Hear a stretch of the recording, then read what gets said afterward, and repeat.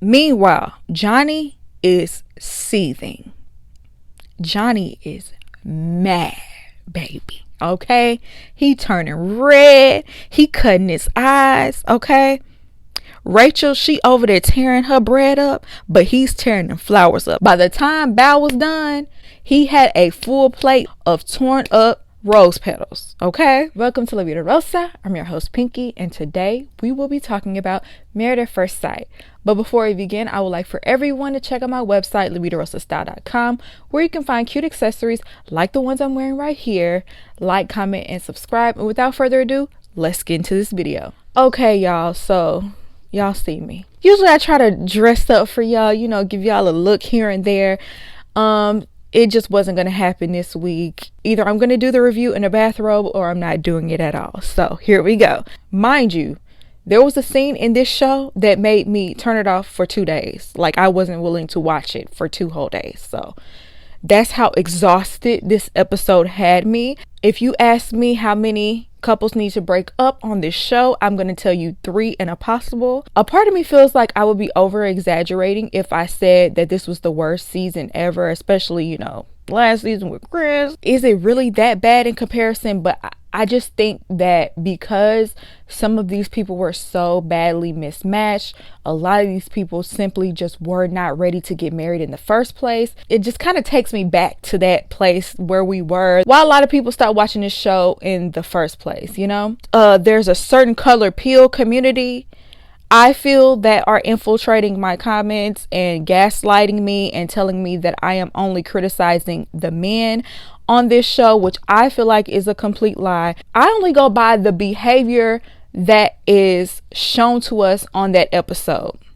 Last week, who was acting up? Ryan went and stayed at his apartment, which I think that is a big no-no on this show. I don't feel like you should ever just abandon your wife and go stay at your own place. I don't think that's cool. I've always called that out. You could check out my past reviews, whether it's a man or a woman. I've called it out. And Zach did the same thing, but his was a little bit more egregious because they were supposed to have a date night and he just decided to stay at his place and leave her hanging, which I thought deserved to be called out. And clearly Jose's behavior was one of the worst things we've ever seen on this show. And Johnny is Johnny. The women handled that behavior gracefully. So what was there to criticize on their end? And when I felt like Mirla was doing too much, I criticized her, but y'all conveniently overlooked that. So that's why I'm saying I'm not going to accept any of this gaslighting, because honestly, I wouldn't even have anything to talk about if they didn't give it to me. Okay? With that being said, I'm going to go ahead and start with Ryan and Brett. He did something cute for her. He created a scavenger hunt. And even though his energy is very low, still, he still doesn't really have much enthusiasm to his voice, to his face, to his overall demeanor. That took some effort, and he does get some credit for it. Then later on, we found out that Brett's dog, out of nowhere, had kidney failure, I believe. And man, y'all know I'm not an animal person, but I have a soul. I felt really bad that the dog just out of nowhere got sick, and she kind of had to make that decision of whether to pull the plug or not. And I could tell that was weighing heavy on her. And it's like this girl can just not catch a break. I kind of really feel bad for her. She don't deserve all this stuff to happen to her. And it happened right before their anniversary dinner, but she decided that she wanted to go ahead and celebrate anyway because he made these plans, and they went to a very nice theater. He said that he sympathized with her, but this is one of the moments where I'm like, you probably should have been trying to hold her, hug her, hold her hand, something. They were in this very nice theater and they watched their wedding video, and he said that he has less hope now than he did when he was at the altar. And I'm like, yeah, I just don't. This is the possible that I was talking about. I feel like they're trying to make it seem like he's teetering, but I just feel like Ryan has already decided that he's not interested in this woman. I just don't really feel like he's putting in effort. He says it's his fault and he says that he's trying, but I'm not really seeing it. And I know you can't make yourself like anybody, but I just feel like he's not really, really trying. Brett deserves a man that is going to reciprocate those feelings. And I just feel bad that she's going through this really tough time in her life, and it just seems to be just piling on. And because of that, their scenes are sad to watch. I kind of hate to see them coming. So let's move on to Mirla and Gil. Let's lighten it up a little bit, because I feel like they are in the best place of all the couples. I mean, clearly they are.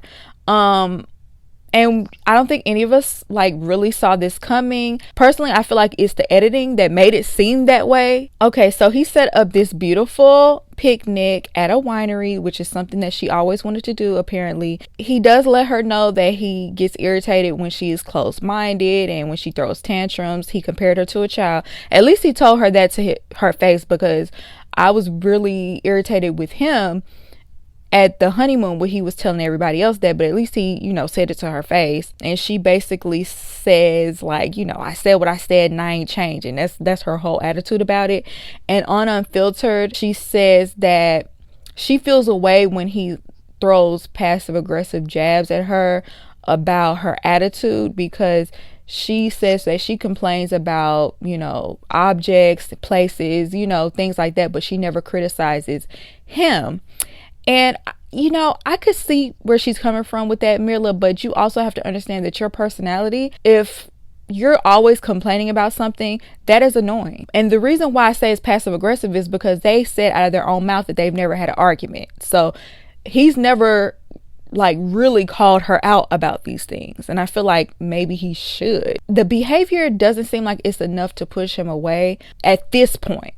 But I feel like that is going to get old, and he is going to really get tired of that. I think he's really infatuated with her right now. Them tantrums, I'm telling you, it's gonna build up like a volcano. I could already see it. But he did say that he was falling for her, and she seems to be too, because when he comes home, she surprised him with a trail of roses, a trail of candles to the bedroom, and she surprises him with some sweet treats, and it was really cute. And he made them some cute tees. Her shirt said "I'm everything," and his shirt said "She's my everything," or something like that. Those were some cute t-shirts, very thoughtful. Like I said, I think the editing is really trying to make Mirla seem like she's much more self-centered than what she is. If she said that she wanted to get a pooper scooper when she was totally against walking this dog, and now she's willing to do it, as long as she has a pooper scooper, that means she's compromising a lot with him. And that she is willing to put him first in some ways, because she was totally against that at some point. So the fact that she's even willing to walk this dog says a lot. And then when they were at the dinner at the very end, and he was just talking about his feelings about her, and just saying how when I was a young man, I would have never put up with her behavior. But now that I'm older and I realize we have the same goals, it's feeling special to him, and he really knows exactly what to say to Mirla to make her just blush and giggle, because she was really quiet that entire dinner. But when he called her a unique princess, and when he said that he's falling for her, she was just giggling.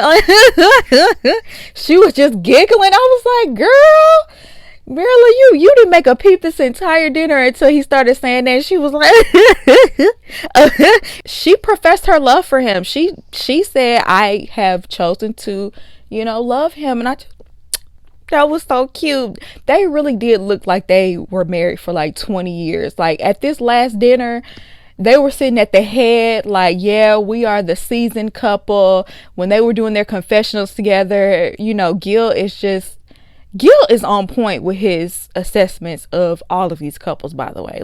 He literally could be an expert. He's been the expert, because where have they been? He really does do a good job of asking questions, of mediating. I know you're probably a great firefighter, but I feel like you could be a great counselor as well. He has a way with words. You could see that he uses his own insight in his relationship, because I feel like he is the most understanding, thoughtful, compassionate partner in this group. So kudos to you, Gil. And you know what? A special shout out to you too, Mirla, because I feel like you stepping up your game as well. Let's move on to Rachel and Jose.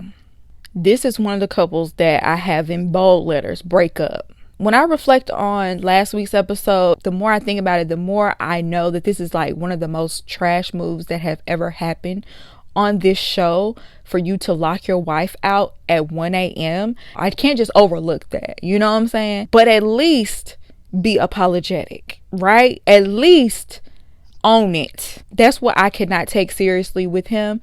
Because when they met up and they sit down to talk this out, first of all, they have not been on speaking terms. She says that he still has not given her a true apology or shown any remorse. He's still full of excuses, not trying to take any accountability for locking your wife out on purpose. His behavior afterwards showed that. If you truly did this by accident and you did not mean to lock your wife out, you should be on your hands and knees begging her forgiveness. You should be so remorseful. I am so sorry. I would never do something like that to you. I would never put you in that position where you are in danger. You are her husband. You are supposed to be protecting her. That's what shows me that this was on purpose and you were doing this to punish her, and you're very controlling because you wanted her to come back and apologize after you did her wrong. That's manipulation 101. And then when y'all sit down to talk about it, she's literally breaking down because she doesn't recognize the person who you are. You've been saying one thing and your behavior showed another for you to be able to talk to her like that, treat her the way you did. And he literally gets mad at her because she won't let it go, because she won't let you treat her like trash. You're mad. Are you ever going to get over it? Are you ever going to get over it? This is not a petty argument. My grandmother thinks you need to go to jail for what you did. Like, she thinks it's that serious. She says that she's scared that this is who he really is. Girl, it is who he really is. He showed you his true colors early. Believe him. And so basically, after she sat there and basically begged him, he finally gave this weak apology. But she literally had to sit there and cry and pour her soul out for him to do it. And later on in the episode, he wrote out all these promises that, you know, he wants to change, and he thought he was perfect before he came on this show, and this situation showed him that he wasn't. And I don't know. I'm not convinced. He also, you know, for their anniversary, took her to a baseball field. She loves baseball. Rachel admitted to losing herself in the marriage, and that this situation kind of, you know, lifted that load for her. And now she's able to be more open. And later on, when they're, you know, having dinner with the other couples, she said she was glad it happened. I'm just like, no. The only way you should be saying that you're glad that this happened is if you left him and stayed gone. They need to break up. There's no ifs, ands, or buts about it. Let's move on to Michaela and Zach. Break up. I want that to be clear before I say anything else, before my words get twisted. Yes, I do think they should break up as well. But since they're back together, we're discussing the episode. Okay? They go salsa dancing. This is a double date with Mirla and Gil. They start the lesson. I don't know how much time has passed, but it seems like they only did a couple of dance moves and Michaela decided to quit. Just out of nowhere on some Vincent behavior from last season. And when I tell you, I was so mad that she quit within the first 5 seconds. I had to turn this episode off for like 2 days. Like, I literally, every time I picked the remote up to finish the episode and I saw what happened, I couldn't do it for 2 days. That's why y'all are getting this review so late. That is the weakest of spoiled behavior. I cannot stand a bad sport. Like, why would you even show up? Literally, you're acting like a baby. I couldn't get the dance. Everybody's doing better than me. I can't pick it up like everybody else. Really? Then on top of that, it's even more embarrassing because another couple is there, and Gil literally calls her out like, you're really gonna make him dance with the dance instructor? And she was like, I sure am. I mean, she really thought she was cute. She was sitting all the way in it, y'all. Like, when I tell you, that would have brought out my childish petty side, and I would have stormed out and slammed the door and everything. Like, I mean, you ruined the entire day. You made him dance with the dance instructor. What? And then when they asked her why she wouldn't participate, she wouldn't even give a true explanation. Like, I just didn't want to. Why did you sign up for Married at First Sight in the first place? That's what I need to know. If you didn't want to step outside of your comfort zone, if you didn't want to push yourself and try new, why did you even walk in the door? Like, seriously, what is your problem? But we already know what that is. Her family has babied her and made her feel like this behavior is acceptable, cute even, when in actuality ain't nothing cute about a grown woman sitting down and pouting because you didn't get the dance moves. The only thing that made this situation better is Gil calling her out and basically saying, you didn't even make an effort to get up and dance with your husband. Do you not realize how he could not take this behavior and apply it to y'all's marriage? Like, he literally held up a mirror to her. She basically responds that their relationship is at a stalemate. At that moment, I'm like, oh, she's being petty for him not only leaving her hanging the other day, but for saying that he couldn't see a future with her. I knew right then at that moment that's why she did that. Is to be paid. I knew it. So whenever they had the conversation about them having differing views on their relationship, she feels it's a stalemate. He feels they're moving forward. And she said, well, how can we be moving forward when you said that you don't see a future with me? He said that doesn't mean that there's no hope, and she was confused about it. And, you know, I was with Gil. I see both sides. I would feel a way if someone told me they saw no future with me. How are we moving forward if you don't see a future? And, you know, with him saying that, you know, that doesn't mean that I'm not going to still try and see a future, whatever. Gil said, focus on your marriage goals. Do your marriage goals match? That could help you move forward. Gil is working based off of his knowledge and what he knows. I feel like if he knew the entire scope, I don't think he would feel that way. So then we move on to their anniversary dinner. She rented out a studio. Obviously, he's interested in music. He plays the piano. And I saw on Unfiltered that she also got him a piano lesson, which he really enjoyed. So, you know, that was nice that she got him something that was completely tailored to him and things that he likes. But I'm like, did she apologize for her behavior at the salsa dance? Like, are we just gonna zoom past that? Did y'all talk things through? Did she apologize? And Zach said that she never gave an explanation, and it doesn't seem, he didn't say that she apologized, so I'm assuming that she didn't. This is not gonna work if y'all just pacify the situation and just move forward. And basically that's what Zach is doing here, because when they sat down and talked, they said neither one of them would change anything that has happened so far. What's that bruised emoji face? No.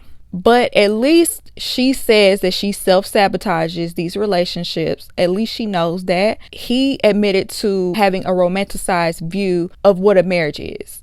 And I feel like at least they know that part about themselves, but I feel like both of them need therapy, and we're not ready to be married. I just believe that. I don't believe either one were ready. I think he has to deal with anxiety and past issues he's had in relationships, and, you know, choosing the wrong women, and why she needs to work on her outbursts and not being able to control her behavior and just being childish and petty. And then when you put the two together, it's just very toxic, okay? And they're just putting a big band-aid on top of all of that, and it's just gonna explode. It's just gonna explode. It's like a volcano. It's boiling, but it's gonna erupt. And then they end up doing a staycation to make up for the honeymoon that they missed out on. Both claim to want to make it work. He got her a personalized bracelet. That's around the time where she realized that she fell in love with him, child. And, you know, she expressed that at the last dinner that they had, that she loved him. He isn't there yet. And yeah, all of that would be so cute if this situation wasn't toxic. And they definitely, for sure, need to break up. The last toxic couple that definitely for sure need to break up. For sure. Johnny and Bao. So for their 1 month anniversary, they went skydiving because this is something that Bao had on her bucket list. Johnny is better than me, okay? Because I don't care what's on your bucket list. It ain't on mine. And I'm not risking my life to jump out of anybody's airplane, okay? If y'all see me doing that, somebody need to call the police because I was coerced, okay? I'm letting y'all know right now. I'm putting it on film. Bring this up if anything ever happens to me. I did not agree to that, okay? But it went great. They both enjoyed it. And afterwards, they sat down to eat. And they can never have a nice moment, a sweet moment, without Johnny bringing up a way to criticize Bao. It just can't happen. It's impossible. He has to criticize her with every good thing. He has to top it off with a bad thing. He just has to. He wants their intimacy to be spontaneous. He doesn't want it to be mundane, I guess, or like a daily routine. In one breath, he says that, but then in another, he says he wants a build up and he wants to be flirtatious all day and he wants to send those texts and, I guess build up the tension. So I don't know. That almost sounds like a routine to me. You want me to be spontaneous, but then you want me to think about flirting with you all day. That's literally making a plan, right? If she starts flirting with you, you know where this is going. Now, to be fair, on Unfiltered, he did say that she meant that she wants to be intimate multiple times a day, right? But he said he doesn't want it to be a routine. But if she wants to be intimate multiple times a day and you're down for that, it's going to be a routine. Like, it can't be too spontaneous because it's going to happen. And then you want to build up, like, y'all, this just took me round and round in circles. But okay, let's say that makes sense. He's also not initiating the intimacy. You know what I'm saying? So if these are the things that you want, if you want to flirt throughout the day, why don't you initiate that? Why don't you start flirting with her and she'll flirt back and y'all get to the point where y'all do that and it'll be spontaneous, right? She says that he doesn't initiate. She always has to ask to cuddle and she also has to initiate physical touch. And she says that she's always been the big spoon, never been the little spoon. And this really confuses me because didn't Johnny say in the beginning that his love language is physical touch? Why are you never initiating? And then when she brought up cuddling, he said, we are both very hot-natured people, so that's why I don't want to cuddle. Why don't you blast the air for a little bit then? If she wants to cuddle, blast the air, okay? Cuddle. It ain't got to be all night, but why don't y'all cuddle watching a movie or something and then from there break apart? I understand getting too hot. I get hot as well, but I don't know. I feel like there's ways around that, and that's just an excuse. You always have an excuse for things that she wants, but she always has to yield to your demands. She always compromising with you, but you don't never seem to want to compromise with her. So later on at the dinner, Gil gives every couple the prompt, do you feel like you're falling in like, or do you feel like you're falling in love? All of the couples were generally positive. Even if they say, oh, we've had our ups and downs, they were positive about their significant other, right? Because these couples have had serious issues in their relationship, but they didn't harp on that. They harped on the positive and moving forward and things like that. So when it came around to Bao started talking about how she's growing in like because it's been a challenge for her because she has to initiate intimacy with him, and that she cooks him meals all the time, and she's willing to try, but she's kind of taking a dig at him. Even if she's being completely honest about this and she's telling the truth, That was not the place or the time to say that. Okay, it just was not. Everybody else was positive. For you to bring in something negative, it literally made the entire table uncomfortable. A part of me feels like Bao did that on purpose because she was trying to embarrass him. Like, I'm sorry, like, read the room. Nobody else did that. And there are things that other people at that table could have said to really list their negatives. The question wasn't, what are y'all struggles? The question was, are you falling in like or falling in love? And you took that opportunity to take a dig. Okay, that's what I got from it. Y'all might not agree with that, but I really feel like that's where she was going with that, whether what she was saying was true or not.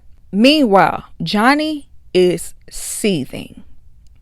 Johnny is mad, baby. Okay, he turning red. He cutting his eyes. Okay, Rachel, she over there tearing her bread up, but he's tearing them flowers up. By the time Bao was done, he had a full plate full of torn up rose petals. Okay, and people could see that he was visibly upset, right? Johnny, this was the one time where you could have criticized Bao and you would have been completely in the right. I feel like that is the moment where you really should have called her out because she put you on blast. That would have been the time for you to say how you felt. Instead of like kind of sitting there pouting like a child and storming out, you should have been open and honest. You know, you saying, well, I'm going to speak with my wife later. You might as well have said it right there because your whole body language was saying it anyway. You know what I'm saying? Like, everybody knew that y'all were not on the same page and that you was really upset about what she said. But he told the group that, you know, there's things that he wants to say, but he wants to say it to his wife in private first. And, you know, I guess I could respect that until you go outside and have a whole temper tantrum while talking to Jose. And out of all people, Jose, the worst possible advisor in the room, that is who. Okay, anyway, this whole bromance, by the way, I feel like y'all are only encouraging each other to be more toxic.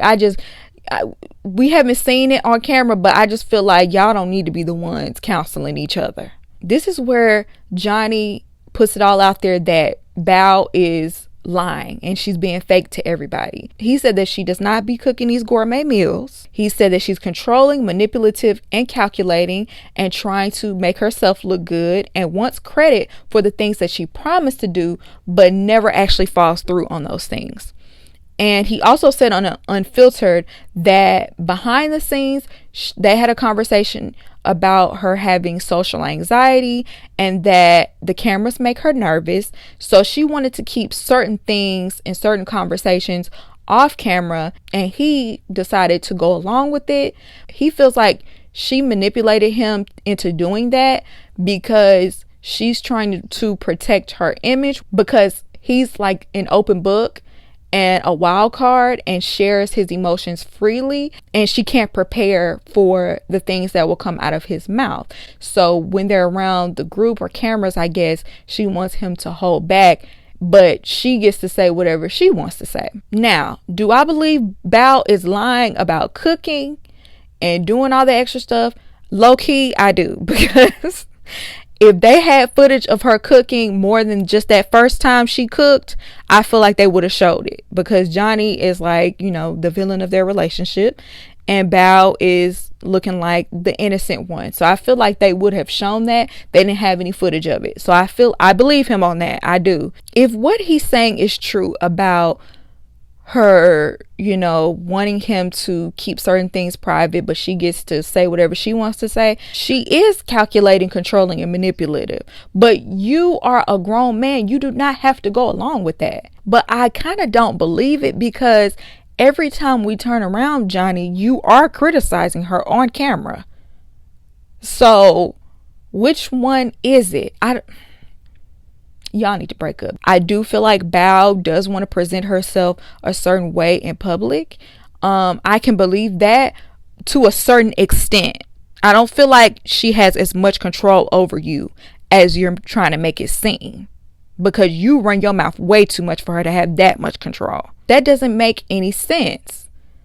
It just doesn't. Once again, you guys, I literally have no hope for majority of these couples. Anyways, you guys, that was my opinion on this episode. You let me know what you think down below. Do you agree with me? Do you not agree with me? I would love to hear your opinion. And I hope you enjoyed this video, and I'll see you in my next one. Peace.